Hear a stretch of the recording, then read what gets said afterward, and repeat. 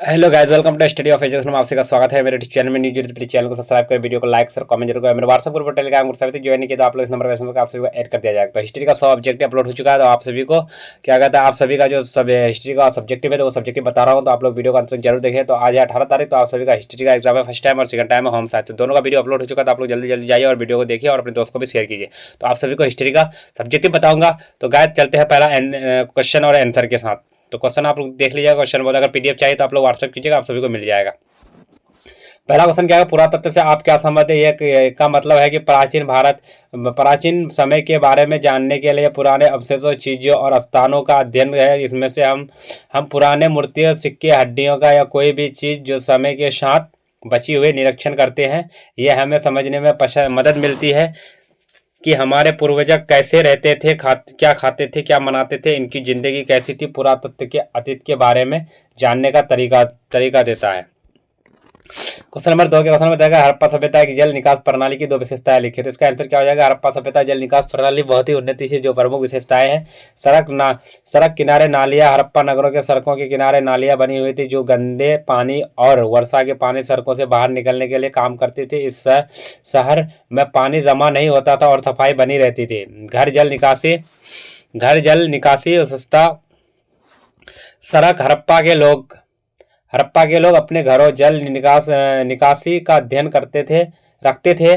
घरों की पाइप नालियां थी जिससे गंदा पानी बाहर निकलता था। यह पूरी प्रणाली बहुत अवस्थित थी। ठीक है, तो क्वेश्चन नंबर 3 कह रहा है मोहनजोदड़ो का विशाल स्नान घर के बारे में लिखे। तो आंसर क्या हो जाएगा? मोहनजोदड़ो का एक विशाल स्नान घर पाया गया जो बहुत ही प्रसिद्ध था। यह स्नान घर एक बड़े आकार का था जिसकी लंबाई लगभग 12 मीटर थी और 7 मीटर चौड़ाई थी। इसके बीच एक बड़ा पानी से भरा हुआ कुंड था जिसे 2.5 मीटर गहरा बनाया गया था। इस स्नान घर के चारों ओर खड़े होने के लिए एक चबूतरे और पानी की प्रभाव का नियंत्रण करने के लिए पाइप्स और जल निकासी व्यवस्था की गई थी। इससे शायद धार्मिक या शाही उपयोग के लिए बनाया गया है क्योंकि यह जगह बहुत ही खास और सुव्यवस्थित है। क्वेश्चन नंबर 4 क्या किन्हीं 2 गुप्तकालीन मंदिरों के नाम लिखे। तो इसका आंसर क्या हो जाएगा? गुप्त काल में कई महत्वपूर्ण मंदिर बनाए गए थे। जो प्रमुख गुप्तकालीन मंदिरों के नाम है भेटेश्वर मंदिर मध्य प्रदेश, देवघर मंदिर उत्तर प्रदेश। तो इन मंदिरों में गुप्त काल की सत्यापन और कला शिल्पकला की झलक मिलती है। क्वेश्चन नंबर 5 कह रहा महाजन पद से आप क्या समझते हैं? इसका आंसर है महाजन पद का मतलब है कि प्राचीन में छोटे छोटे राज्य या क्षेत्र जो महाजन पद के 2 शब्द भागों से बना है। यह जो एक बड़ा क्षेत्र बताता है और ये जो महाजन जनपद क्षेत्र या राज्य को दर्शाता है। प्राचीन भारत में महाजन पद के कुल 16 प्रमुख राज्यों को माना जाता है, जैसे मगध, कौशल, वत्स्य है। जो महाजन पद राजनीतिक, अर्थव्यवस्था, सामाजिक संरचना में महत्वपूर्ण थे और यह लोग खेती और व्यापार की शिल्पला कला करते थे। क्वेश्चन नंबर 6 का रहा है हिंदू धर्म के 2 महाकाव्य के नाम लिखे। हिंदू धर्म के 2 प्रमुख महाकाव्य है रामायण और महाभारत। इसके बाद क्या करा? ये 2 काव्य हिंदू धर्म के महत्वपूर्ण ग्रंथ है जो भगवान राम और भगवान श्री कृष्ण की कथाओं के माध्यम से जीवन और मूल्य, धर्म और आदर्शों को बताते हैं। क्वेश्चन नंबर 7 स्टार पहले बता दो, अगर मेरे चैनल में न्यू प्लीज चैनल को सब्सक्राइब करें, वीडियो को लाइक और कमेंट जरूर करें। मेरे व्हाट्सएप ग्रुप और टेलीग्राम ग्रुप सभी तक ज्वाइन नहीं किया तो आप लोग इस नंबर पर आप सबको ऐड कर दिया जाएगा। ठीक है गाइस, क्वेश्चन नंबर 7 क्या करें? सांची स्तूप की किन्हीं 2 संरचनात्मक विशेषताओं का उल्लेख करें।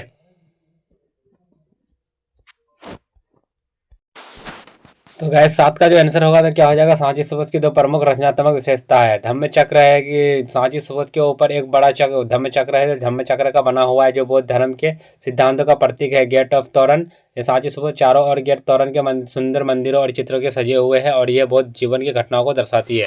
ये विशेषता है सांची स्तूप धार्मिक और कलात्मक महत्व को दर्शाती है। क्वेश्चन नंबर 8 क्या कर रहा है? उपनिषद क्या है? तो उपनिषद, इसका क्या आंसर क्या हो जाएगा? उपनिषद वह प्राचीन हिंदू धर्म का ग्रंथ है जो वेदों के अंतिम भाग में आते हैं। ये ग्रंथ जीवन, बहरा, ईश्वर, आत्मा के बारे में धार्मिक दैनिक विचारों को बताते हैं। ये उपनिवेश, साधना, ध्यान, आत्मा ज्ञान रास्तों की चर्चा की जाती है। यह समझाया जाता है कि ये आत्मा और बड़ा एक ही है। इन ग्रंथों में जीवन का उद्देश्य और असली रहस्य जानने की कोशिश की गई है। ठीक है, क्वेश्चन नंबर 9 क्वेश्चन नंबर 9 क्या कह रहा है? क्वेश्चन नंबर 9 कह रहा है बौद्ध के अष्टांगिक के मार्ग को लिखा है। इसका आंसर क्या हो जाएगा? बौद्ध के अष्टांगिक मार्ग के 8 मार्ग होते हैं जिन्हें पालन करने हेतु व्यक्तियों को दुखों और मुक्त को मुक्त हो सकता है। ये 8 मार्ग पहला क्या, सही दृष्टि राइट व्यू, ये जीवन संसार को सही तरीके से समझाना। दूसरा क्या करा, सही विकल्प राइट इंटेंशन, अच्छे विचार और इरादे रखना। क्वेश्चन नंबर इसका सॉरी 3 का क्या करा है, सही विजन राइट स्पीच, सच्चा और समय दूसरों के लिए सच्चा बोलना। 4 क्या करा है, सही क्रिया राइट, इसका आंसर हो गया। 10 क्या करा, जैन धर्म के प्रसार के 2 कारणों को लिखे। इसका आंसर क्या है, जैन धर्म के प्रसार के 2 प्रमुख कारण है। इसका आचार्य और संघों प्रचार, जैन धर्म आचार्य के मैठो और संप्रदाय के सिद्धांतों का प्रचार प्रसार किया गया, जो लोगों को अहिंसा, सत्य और तपस्या के महत्व के बारे में बताया है। यह साधारण जीवन शैली और प्रभावशाली शिक्षा है। क्वेश्चन नंबर क्या है, दीन इलाही से आप क्या समझते हैं। इसका आंसर क्या है, दीन इलाही एक धार्मिक विचारधारा है जिससे मुगल सम्राट अकबर ने 1582 ईस्वी में किया था। इसका उद्देश्य विभिन्न धर्मों को मिलाए हैं एक धर्म बनाया था। यह सभी धर्म की अच्छी बातें अपनाए। अकबर ने इस धर्म हिंदू, मुस्लिम, ईसाई और अन्य धर्मों के सिद्धांतों के मिलाया। धार्मिक सही विष्णुता, एकता और जोर दिया। इस मुख्य उद्देश्य के सभी धर्मों को समझाना या समझना, आपसी भाईचारे को बढ़ावा देना। क्वेश्चन नंबर 12 कह रहा है, अकबर के काल में भूमि के वर्गीकरण को स्पष्ट करता है। इसका आंसर क्या हो जाए, अकबर के शासन काल में भूमि का वर्गीकरण में बहुत से अकबर ने दीवाने कहानी राजस्व विभाग के तहत भूमि विभाजन के लिए सिस्टम तैयार किया। भूमि के वर्गीकरण के प्रमुख प्रकार थे। ठीक है, क्वेश्चन नंबर 13 स्टार्ट करने पहले मेरे चैनल में न्यूज है तो चैनल को सब्सक्राइब करें, वीडियो को लाइक करें, शेयर करें, कमेंट करें। मेरे व्हाट्सएप ग्रुप और टेलीग्राम ग्रुप से ज्वाइन होने के लिए आप लोग इस नंबर पर ऐड कर दिया जाएगा। क्वेश्चन नंबर 13 क्या कह रहा है, ताजमहल किसने और कहाँ बनवाया। तो इसका आंसर है, ताजमहल मुगल सम्राट शाहजहां ने अपनी पत्नी मुमताज महल की याद में बनवाया था। यह वह मकबरा आगरा उत्तर प्रदेश यमुना नदी के किनारे स्थित है, जो ताजमहल के सफेद संगमरमर से बनाया हुआ है। इसकी सुंदरता के लिए पूरी दुनिया में प्रसिद्ध माना जाता है। ठीक है, क्वेश्चन नंबर 14 क्या कहा, मुगल दरबार में झरोखा दर्शन क्या है। इसका झरोखा दर्शन मुगल दरबार में एक विशेष प्रकार की रिवाज है जिसमें सम्राट जैसे अकबर या शाहजहां अपने दरबारियों के आम जनता को विशेष खिड़की झरोखा की दिखाई देते थे। ये खिड़की आमतौर सम्राट के महल या किले के ऊपरी मंजिल पर होती थी। जब सम्राट इसे झरोखे से बाहर देखते थे, लोग उसे देख सकते थे कि उन्हें सम्मान दे सकते थे।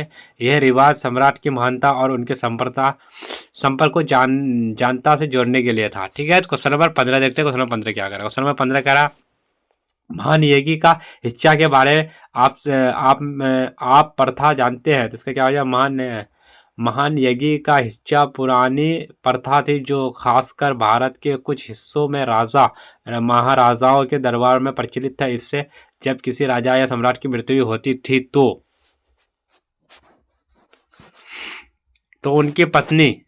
उनकी पत्नी या महत्वपूर्ण महिला रिश्तेदार अपने पति के साथ जीवन समाप्त करने के लिए आत्मा कर लेती थी। इसे सती प्रथा कहा जाता था। ठीक है, अगर मेरे चैनल में न्यू जुड़े तो चैनल को सब्सक्राइब करें, वीडियो को लाइक शेयर कमेंट करें और मेरे व्हाट्सएप ग्रुप और टेलीग्राम ग्रुप से अभी तक ज्वाइन नहीं किया तो आप लोग इस नंबर पर समझ करें, आप सभी को ऐड कर दिया गया। जितने भी स्टूडेंट को ये PDF चाहिए तो आप लोग जल्दी से मैसेज करें, आप सभी को मिल जाएगा। तो गाइस मिलते हैं नेक्स्ट वीडियो में होम साइंस का सब्जेक्ट लेकर, जब तक के लिए bye bye all of you, thank you.